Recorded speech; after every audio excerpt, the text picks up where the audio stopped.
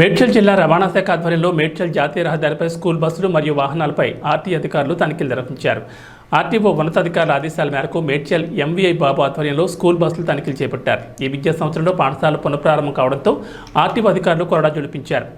పలు school, engineering college బస్సులపై RTO అధికారులు సోదాలు నిర్వహిస్తున్నారు. ఇప్పటివరకు ఫిట్నెస్ లేని వాహనాలు, సరైన ధ్రువపత్రాలు లేని 10 బస్సులపై మేడ్చల్ ఆర్టీఓ అధికారులు కేసులు నమోదు చేశారు.